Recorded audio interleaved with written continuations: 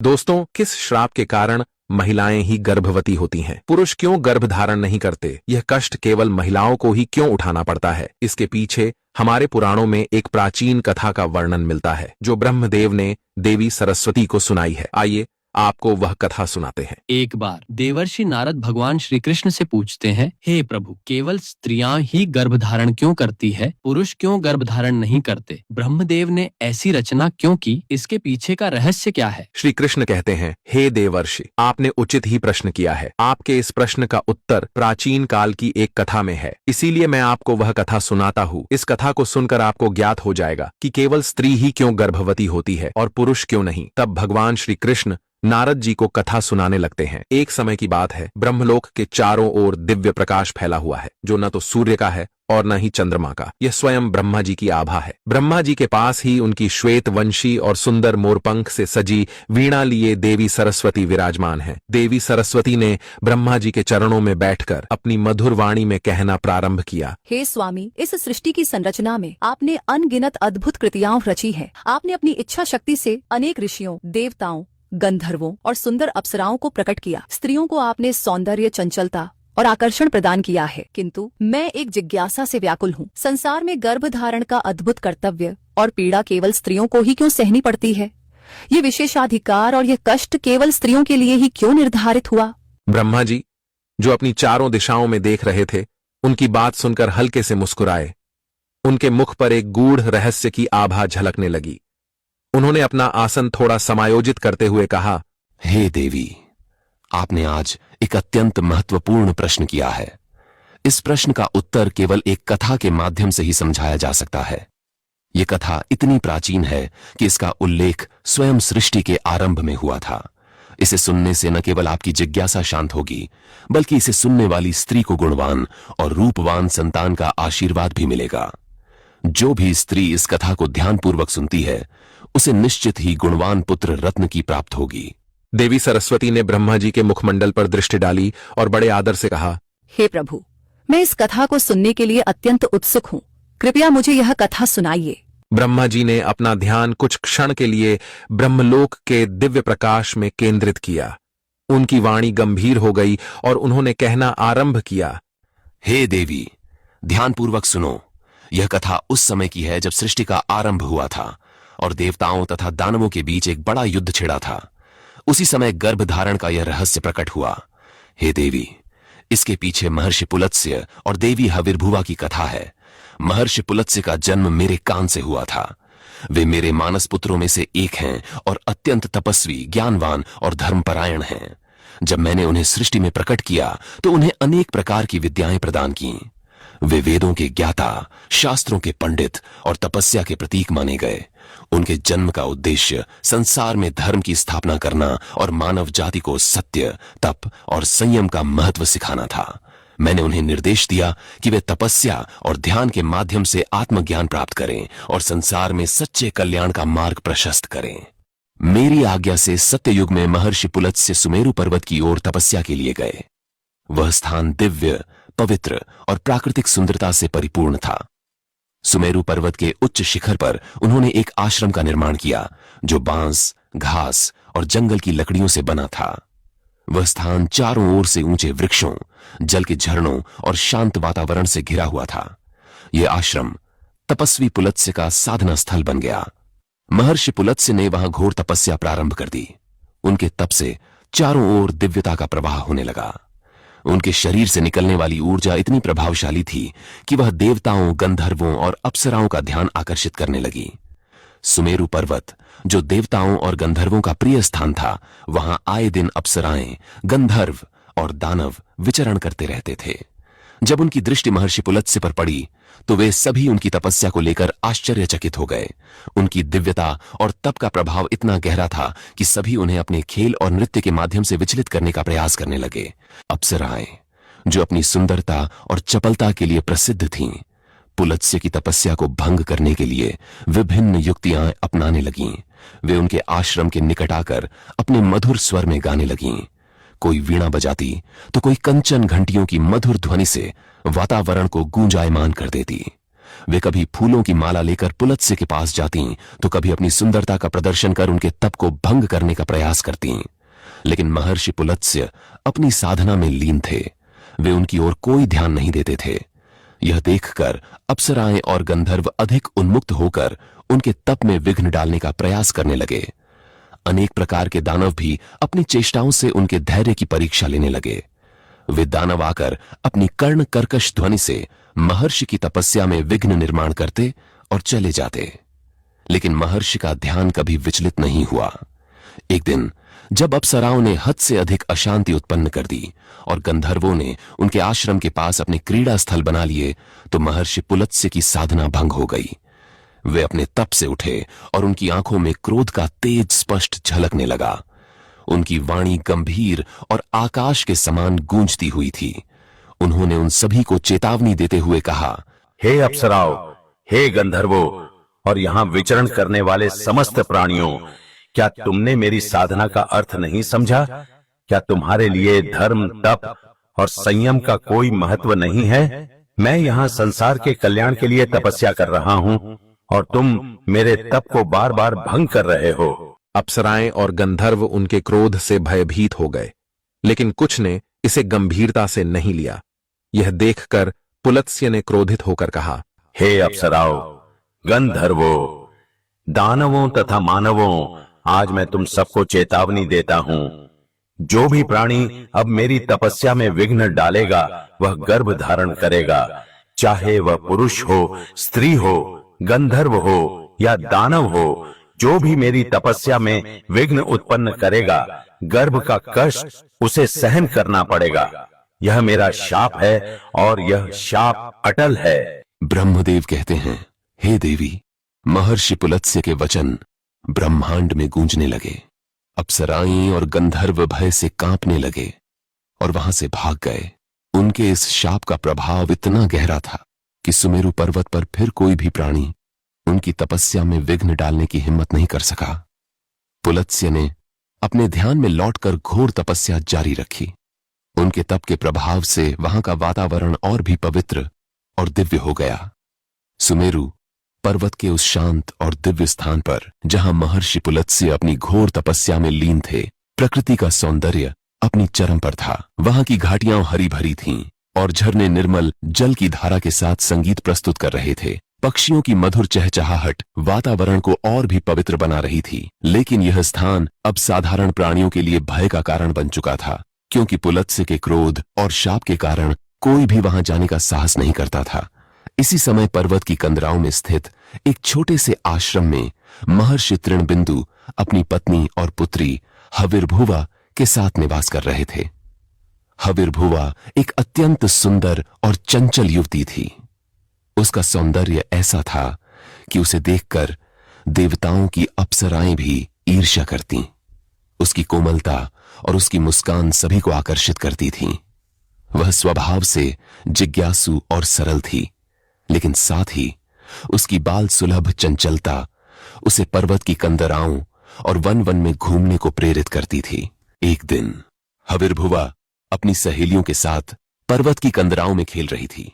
खेल खेल में उसकी सहेलियां उससे बिछड़ गईं।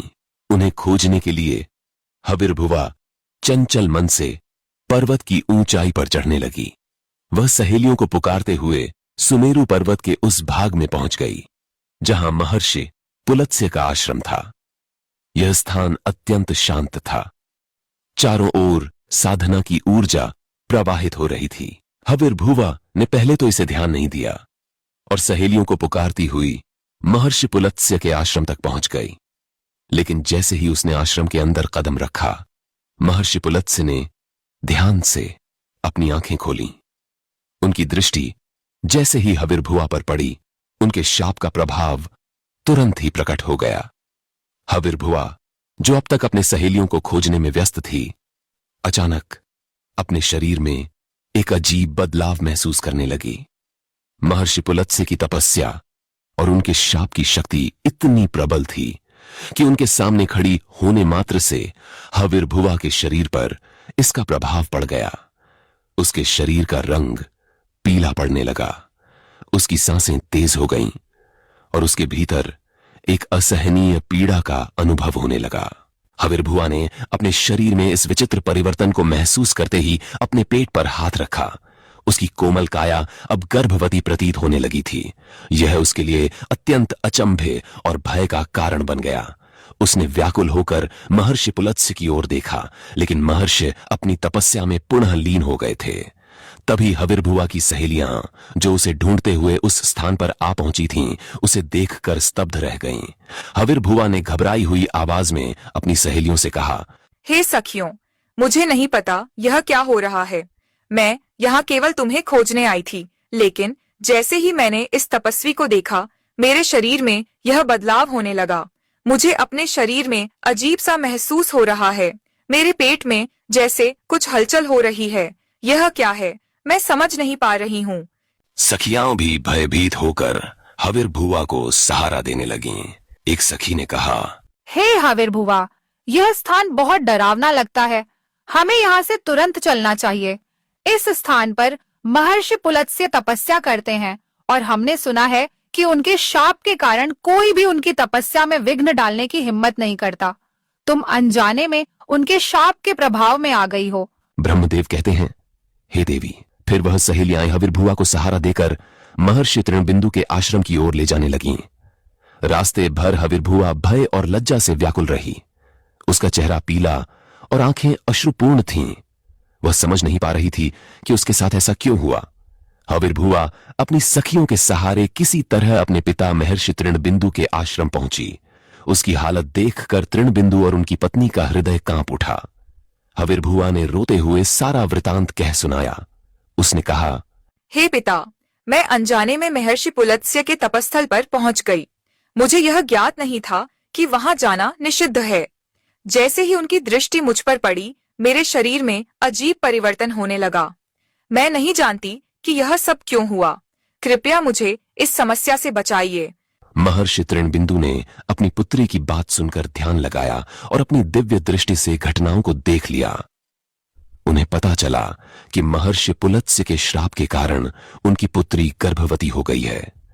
यह देखकर उनका हृदय शोक और चिंता से भर गया।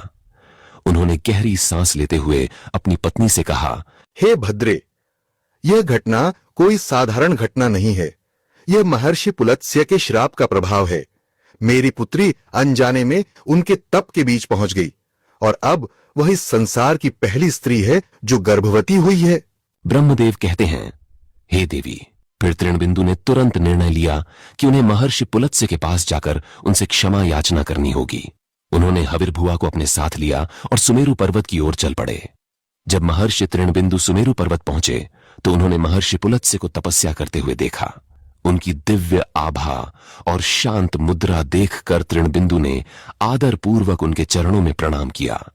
उन्होंने करबद्ध होकर कहा, हे महर्षि, आप साक्षात ब्रह्मा जी के मानस पुत्र हैं। आपका तप और आपकी कीर्ति समस्त संसार में विख्यात है।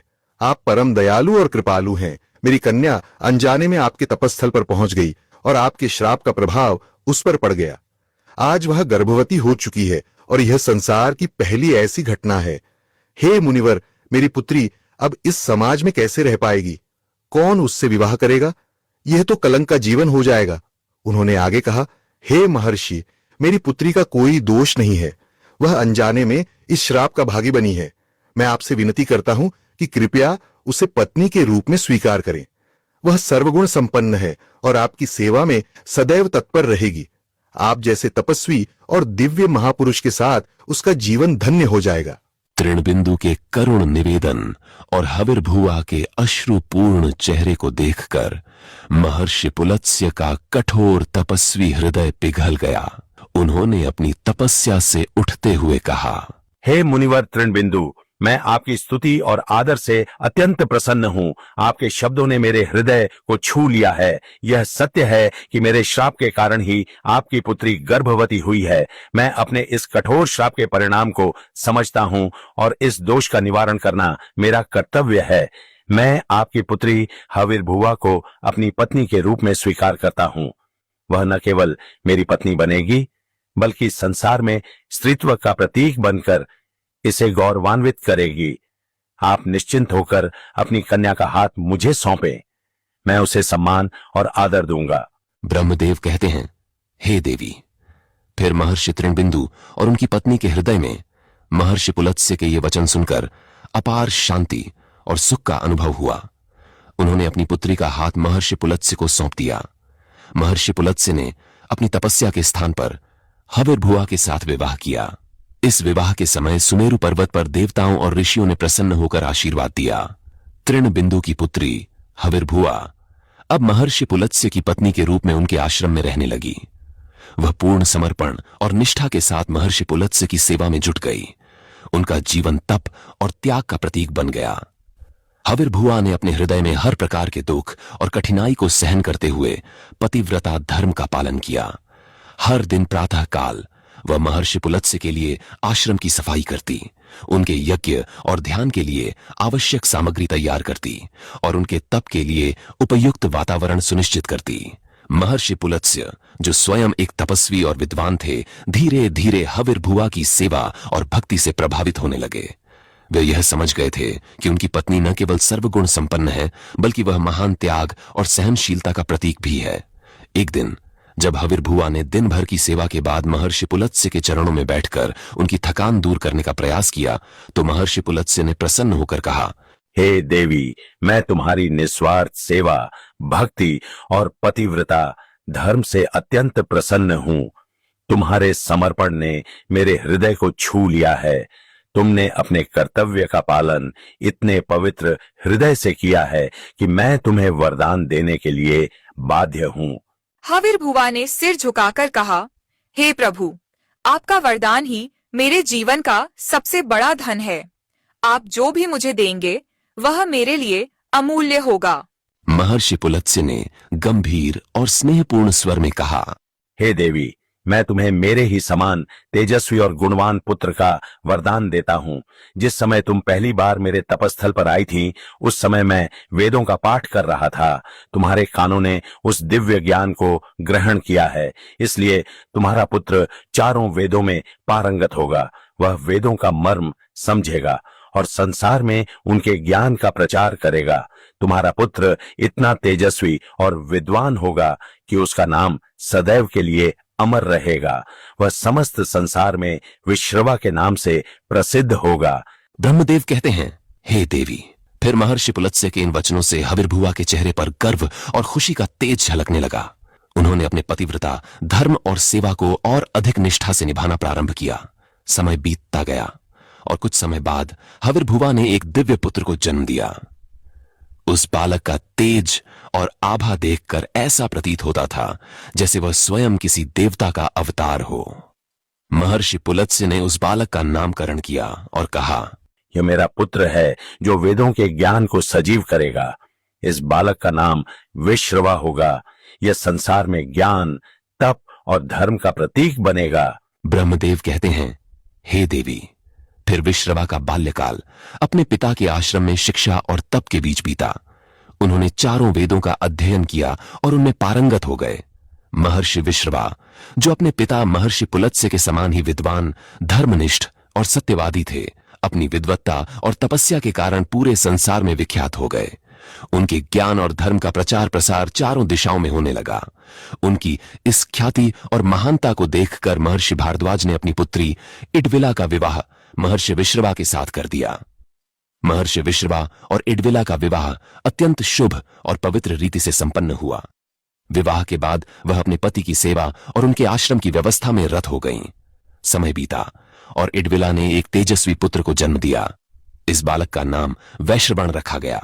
वैश्रवण के जन्म के समय से ही उनके भीतर दिव्य गुणों की झलक दिखने लगी थी। वे अपने पिता की भांति धर्मपरायण, सत्यवादी और तपस्वी स्वभाव के थे। उनका एक और नाम कुबेर पड़ा और यही नाम कालांतर में अधिक प्रसिद्ध हुआ। ब्रह्मदेव कहते हैं, हे देवी। फिर कुबेर बड़े होने पर धर्म और तपस्या की ओर आकर्षित हुए। फिर कुबेर ने कठिन तपस्या आरंभ की। उन्होंने वर्षों तक कठोर साधना की, जिससे देवता और ऋषि मुनि भी प्रभावित हुए।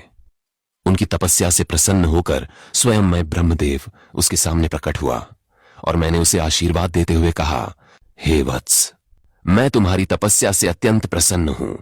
तुमने अपने धर्म, तप और संयम से मुझे संतुष्ट कर दिया है। इसलिए मैं तुम्हें वरदान देता हूं कि तुम उत्तर दिशा के स्वामी और धन के अधिपति बनोगे। तुम्हारे पास अपार संपत्ति और ऐश्वर्य होगा। इसके साथ ही मैंने कुबेर को पुष्पक विमान प्रदान किया। यह विमान मन की गति से चलता था और अद्भुत रत्नों से सज्जित था। यह विमान देवताओं के लिए भी दुर्लभ था। मैंने कुबेर को आशीर्वाद दिया कि वे गंधमादन पर्वत पर स्थित धन के स्वामी बने और संपत्ति का चौथा भाग उनके अधिकार में रहे। कुबेर ने उस संपत्ति का 16वां भाग मनुष्यों के लिए उपलब्ध कराया। इस प्रकार कुबेर धन के स्वामी और देवताओं के कोषाध्यक्ष बन गए। वहीं दूसरी ओर महर्षि विश्रवा का दूसरा विवाह कैकसी नामक स्त्री से हुआ। कैकसी अद्भुत सौंदर्य और तेजस्वी स्वभाव की धनी थीं। वह अपनी भक्ति और सेवा के कारण महर्षि विश्रवा के हृदय में विशेष स्थान रखती थीं। इस दौरान भगवान शिव ने अपनी पत्नी माता पार्वती के लिए एक दिव्य महल का निर्माण कराया। इस महल को लंका नाम दिया गया। लंका की रचना इतनी अद्वितीय और भव्य थी कि यह तीनों लोकों में अद्वितीय मानी गई। स्वर्ण से निर्मित यह महल अद्भुत नक्काशी और रत्नों से सजा हुआ था। इसका निर्माण स्वयं भगवान विश्वकर्मा ने किया था।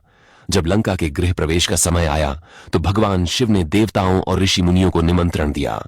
महर्षि विश्रवा और उनकी पत्नी कैकसी को भी इस पवित्र अवसर पर बुलाया गया। लंका के गृह प्रवेश के भव्य अवसर पर महर्षि विश्रवा और उनकी पत्नी कैकसी ने दिव्य स्वर्ण लंका के सौंदर्य और वैभव को देखा। लंका की स्वर्ण दीवारें और अद्भुत रत्नों से जड़े महल जो स्वयं भगवान विश्वकर्मा द्वारा निर्मित थे, कैकसी को मोहित कर गए। लंका के इस अप्रतिम वैभव ने कैकसी के मन में लालसा जगा दी।